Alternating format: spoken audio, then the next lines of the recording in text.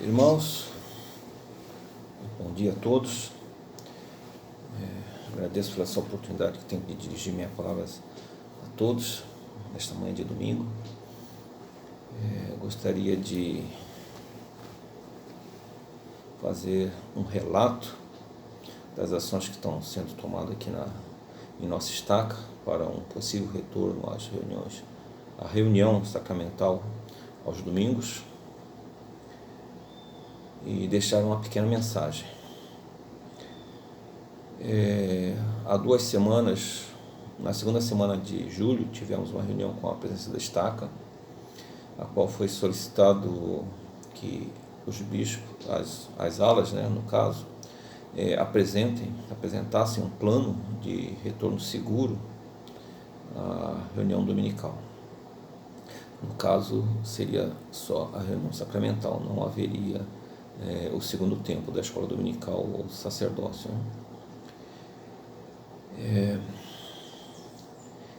A partir do plano de elaborado por cada ala, a estaca vai elaborar um plano dela e remeterá à presença diária, que autorizará ou não o retorno à reunião no domingo. Nós estamos afastados já vai fazer em agosto 5 meses, sem estarmos juntos, nos confraternizando na capela, deixando de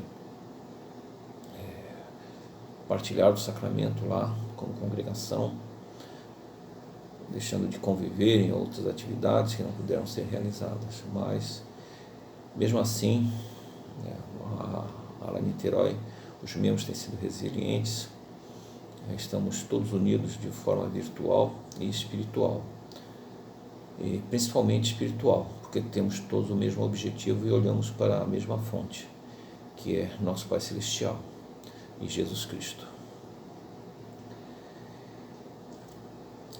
O bispado de nossa ala se reuniu, elaborou alguns procedimentos que julgou necessário para, no caso do retorno à reunião, para que ela seja o máximo segura. Em breve faremos a reunião do Conselho da Ala para homologação e discussão e homologação desse plano. E apresentaremos a estaca agora no início de agosto. Mas eu queria lembrar aos irmãos que, mesmo que a presença diária autorize o retorno às reuniões, seja em setembro, outubro, que o ambiente não é seguro. Nós temos observado, através de gráficos, agora que começou a liberação de diversas atividades pelo poder público, que aqui na área de Niterói, do estado do Rio de Janeiro, houve um aumento dos casos de Covid-19, e o número de mortos está com uma tendência de aumentar. Isso nós temos que observar com cuidado nas próximas 2 ou 3 semanas. Então, a situação não será segura enquanto não houver uma vacina homologada e sendo aplicada. Então, mesmo que haja uma possível autorização para retorno às reuniões, eu desincentivo os membros de muita idade ou que possuem comorbidades como diabetes e algumas outras patologias, que elevem o risco da pessoa, caso desenvolva a Covid-19, elas não devem frequentar a reunião. Elas devem se manter em casa, em isolamento, se resguardando para o momento adequado. Se algo que sempre me chamou a atenção na Igreja de Jesus Cristo, desde que eu a conheci, é o bom senso, que nós podemos extrair da 13ª regra de fé. Nós temos que ter bom senso em todas as nossas ações. E o bom senso recomenda que aquelas pessoas mais suscetíveis a desenvolverem a forma mais grave da Covid devem permanecer em casa buscando o máximo de isolamento social possível. É difícil, é desagradável, é chato, porém é necessário para que possamos chegar a uma condição melhor. Esse é o relato que eu tenho a fazer aos irmãos. Agora eu vou deixar uma pequena mensagem, vou falar sobre compaixão. Vou pegar minhas anotações aqui. No dicionário, o significado de compaixão é um sentimento piedoso de simpatia para com a tragédia pessoal de outrem, acompanhado do desejo de minorá-lo. Participação espiritual na infelicidade alheia, que suscita um impulso altruísta de ternura para com o sofredor. Nós temos algumas citações sobre compaixão, a compaixão de Jesus Cristo para com seus irmãos. Nós podemos, a primeira vez que é citado em Mateus,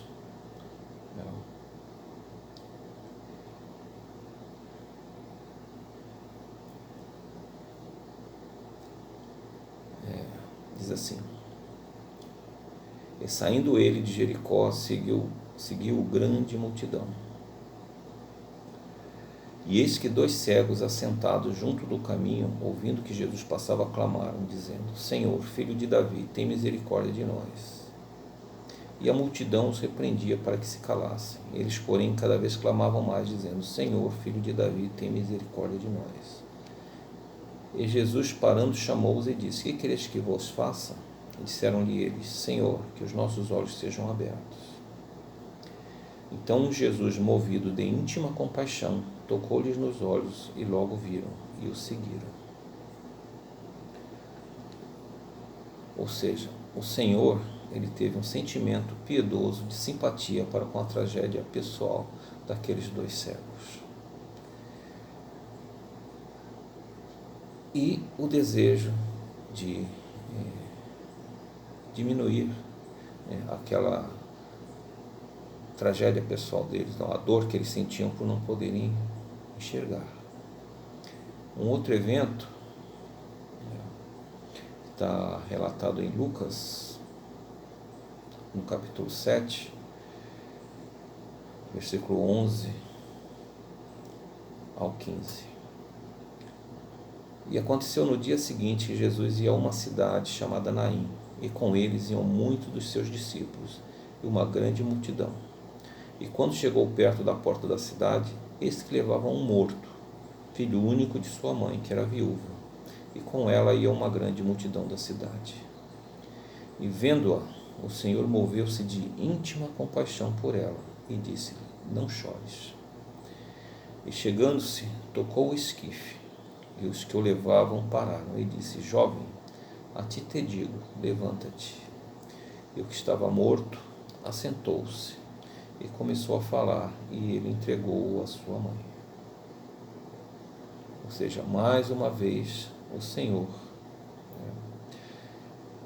ele teve aquele sentimento piedoso de simpatia para com a tragédia pessoal daquela mãe e procurou ajudá-la, minorando a sua dor.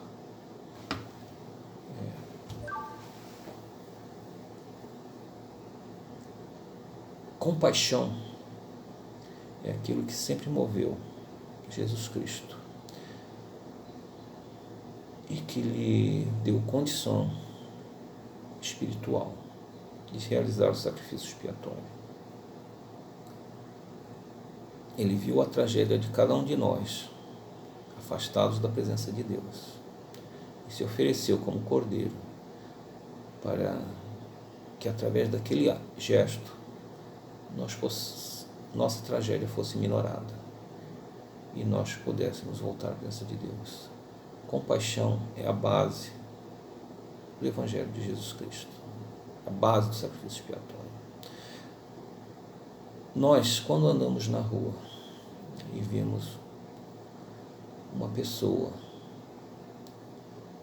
em condições de extrema pobreza, nós sentimos esse sentimento de compaixão, nosso coração aperta, nosso estômago aperta, nós temos o desejo de ajudar aquela pessoa mesmo que não tenhamos condições de fazê-lo. Em João,